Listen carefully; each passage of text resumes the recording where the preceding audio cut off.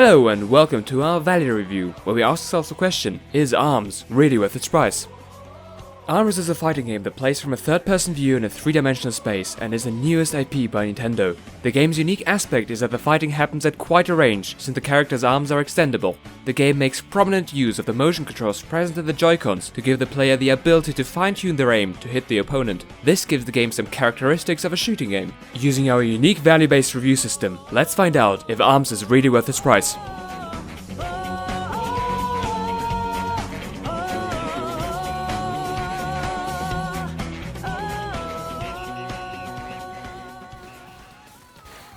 The game's basic mechanics are as follows. By tilting the Joy-Cons, you're able to move around the battlefield, and by pressing one of the shoulder buttons, you're either able to jump or to dash. Throwing a punch in the game is done by throwing a punch in real life with the controllers in your hands. Punching with both arms at the same time allows you to grab your opponent. You're also able to shield by tilting both hands inwards. All of these abilities combined are the basis of this fighting game. Every character has unique characteristics as they have different movement speeds, punching speeds, and unique extra abilities on top of that. Ribbon Girl, for example, is able to jump multiple times in the air. Springman is able to deflect punches, and Mechanica is very resistant to flinching. These give the game depth, and knowledge and mastery of each character's abilities is the key to winning a battle.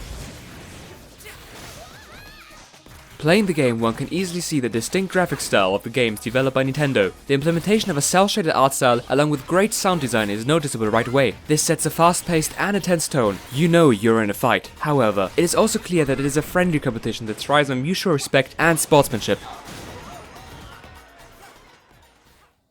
The story is kept quite light, and the main goal is to win the ARMS Grand Prix, an arcade-like mode. It is told through Biff, the ARMS League commentator. Before a fight, he will tell you about your opponent or the current type of the match in text form. He will also let you know of the character's motivation to join the ARMS League and why he wants to win the Grand Prix. While this is nice, it would have been more enjoyable if there were specialized event matches for the characters that go a bit deeper into their backgrounds. While there are just 10 playable characters at the moment, all of them are very good at showing their distinct and unique personalities in the matches. Their body language, sounds, and chants they make gives them relatability and allows the player to more deeply engage with them.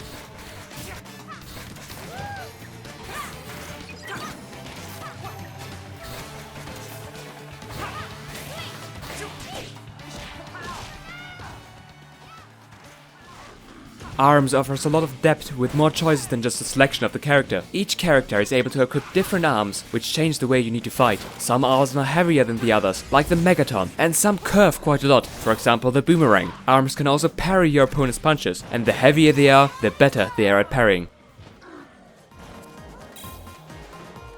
One of the biggest strengths of the game is the ability to counter your opponent at any time. In a way, it becomes a game of chess to read and outplay your opponent rather than perform a strings of combos. The easiest example for this is shielding. Shielding is very powerful to block single enemy punches. However, you're still able to grab a shielding opponent. Grabbing makes you susceptible to punches though, since these always disable and counter the grabs. You could therefore try to bait an opponent into grabbing by shielding yourself and then throwing a punch when the opponent goes in for a grab. These kind of tactical maneuvers are what makes this game skillful.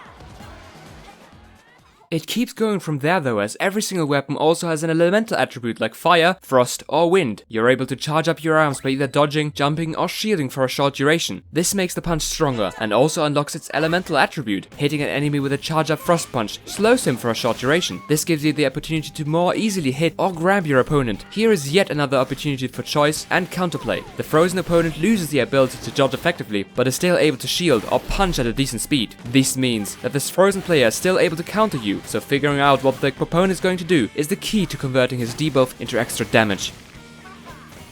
ARMS has a variety of modes on display, including the earlier mentioned Grand Prix, a training mode, volleyball, basketball, break the targets, 1 vs 100, 2 on 2, and a free-for-all with 3 or 4 players. While the standard 1v1 fighting is what the game was designed for and is where it's best at, the other modes can give the game some variety and act as a nice break from the standard fighting and add value to the game. These can be played in split screen, local connection, or online. The problems with those only occur if they are forced upon you, like in the online lobby.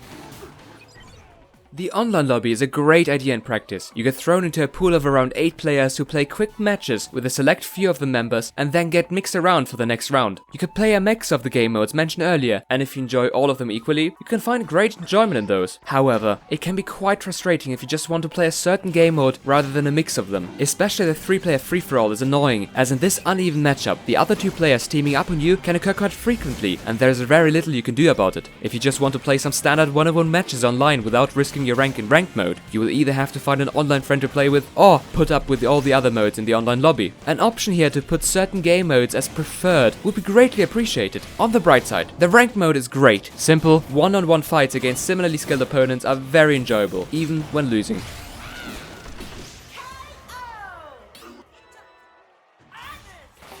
Thinking back to the Wii era, motion controls were too inaccurate to be a worthwhile control scheme. However, ARMS really shows off how far they've come. Anyone who takes a shot at playing the game will instantly be positively surprised at how well they actually work. You are able to use traditional controls to play this game though, and it even supports the single Joy-Con configuration. These do feel limited though, as you are unable to curve your two arms independently, mapping the curving of the right arm to the right thumbstick and the curving of the left arm to the left thumbstick, rather than both to the left thumbstick, would have been an option that should have been explored by the developers.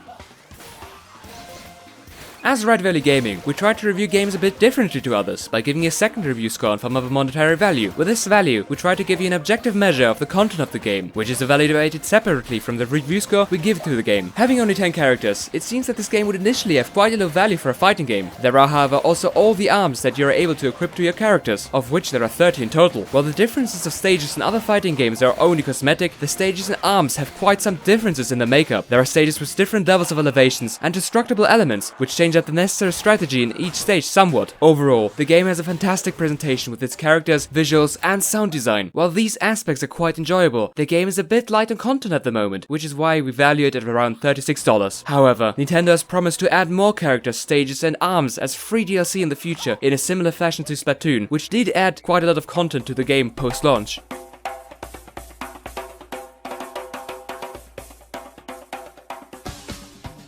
The polish that Nintendo brings to the games elevates the gameplay of ARMS to be more than just a gimmick and gives it some potential to be played for quite some time. The originality of the gameplay combined with a variety of modes that the game offers make it something really good to pick up. Due to this, we decided to give this game a score of 82. If you're interested in the game and find a good deal on it, we can definitely recommend you to pick it up. Thank you for watching. We hope you liked our review and would greatly appreciate any like or comment. Do you have any questions or feedback for us? Please let us know. Do you want to vote yourself on how much a game should cost? Check out our website, and if you want to hear more from us, please hit that subscribe button below or check out our Twitter and Facebook pages. The links are in the video description below. All in all, take care. We hope to see you around.